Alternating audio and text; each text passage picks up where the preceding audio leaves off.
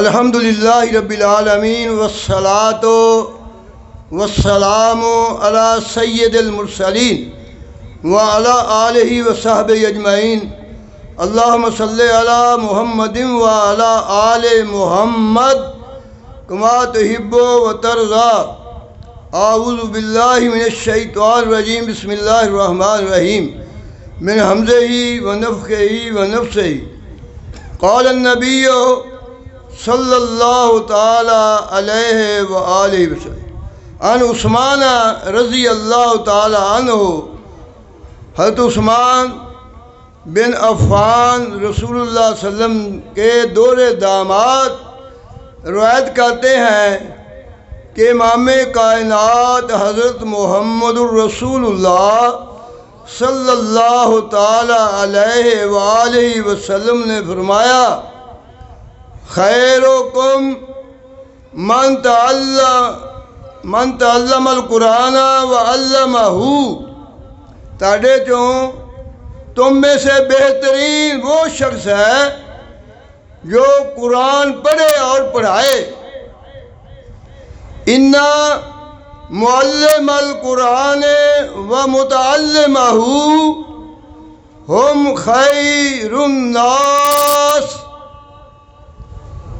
بے شک معلم القرآن قرآن مجید کا معلم پڑھانے والا و متعلمہ اور اس قرآن مجید کو پڑھنے والا ہم خیر الناس وہ دونوں سارے جہان سے بہتر ہیں، ان کا کوئی شخص بھی مقابلہ نہیں کر سکتا۔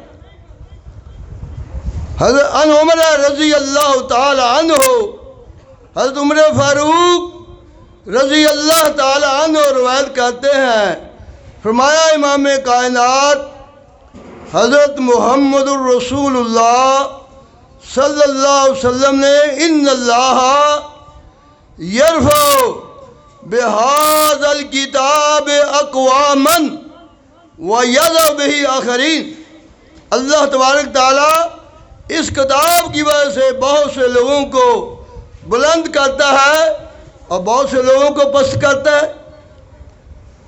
القرآن سبب الرفعت فی الدنیا والآخرہ بے شک قرآن مجید اور دنیا اور آخرت میں رفعت کا سبب ہے، دنیا میں بھی اس کو رفعت حاصل ہوتی ہے اور آخرت میں بھی اس کو رفعت حاصل ہوگی جو قرآن مجید پڑھتا ہے، حافظ بنتا ہے۔ القرآن یشفع لصاحبہ یوم القیامہ بے شک قرآن مجید قیامت والے دن صاحب قرآن کی شفاعت کرائے گا۔ قال النبی صلی اللہ علیہ وسلم اقرأ القرآن فإنه یأتی یوم القیامت شفیعا لأصحابہ قراءۃ القرآن سبب نزول الملائکہ قرآن مجید کے پڑھنے سے فرشتوں کا نزول ہوتا ہے، فرشتے آتے ہیں اور سنتے ہیں۔ یہ آپ نے اسید بن حضیر والی حدیث سنی ہے، لمبی ہے، میں نہیں پڑھتا، انہوں نے کہا کہ ٹائم تھوڑا ہے، نہیں تو میرا ارادہ تھا کہ میں عربی عبارت سے آپ کو ساری حدیث سناتا، بس آخری دو فقرے سناتا ہوں۔ وہ فرشتے آئے اور انہوں نے اس صحابی کا بیٹا بھی پاس ہی تھا، وہ ڈر گیا کسی تو انتادا یحییٰ، اس کا نام یحییٰ تھا بیٹے کا، ان کو وہ لتاڑ نہ دے، پڑھنا قرآن جی بند کر دیا اور فرمایا میرے صحابی تجھے معلوم ہے یہ کون تھے؟ میں تلک الملائکۃ دنت لصوتک یہ فرشتے تھے آسمان سے تیرا قرآن سننے کے لیے آئے تھے۔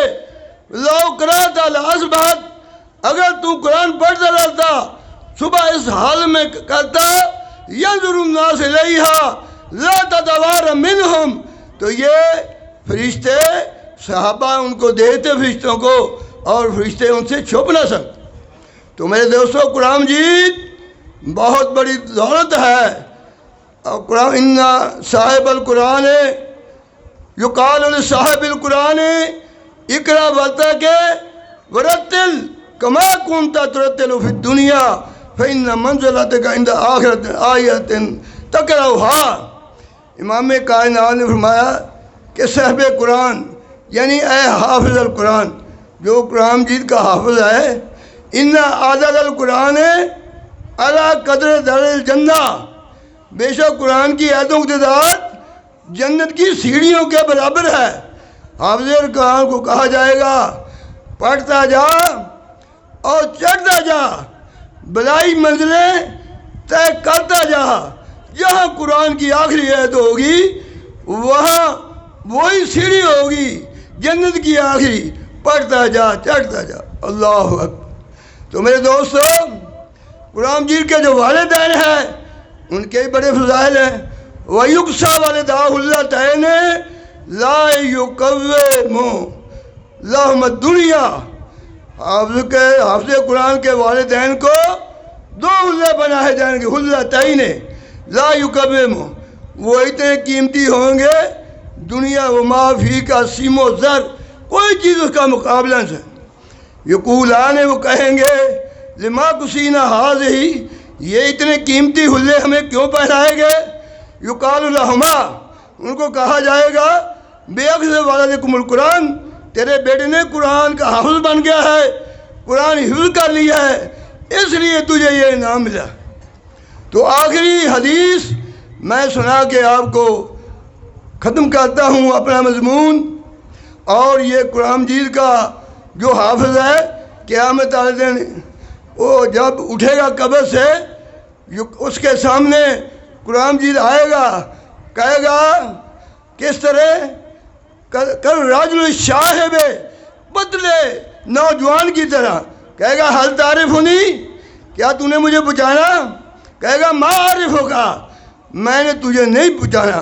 کہے گا انا صاحب القرآن، میں تیرا وہ ساتھی قرآن ہوں جو دنیا میں تو پڑھتا تھا، لوگ اپنے کاروبار میں مصروف ہوتے تھے.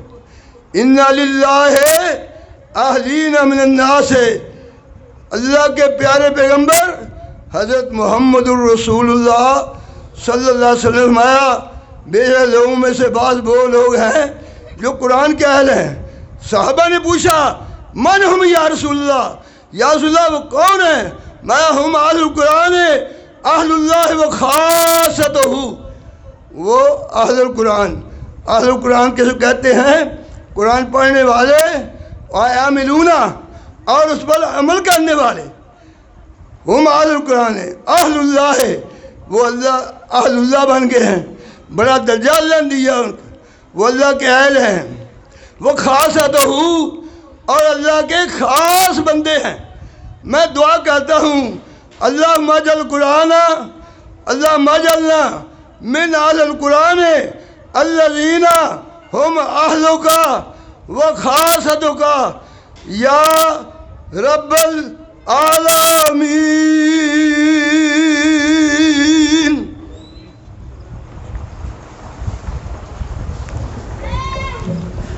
میں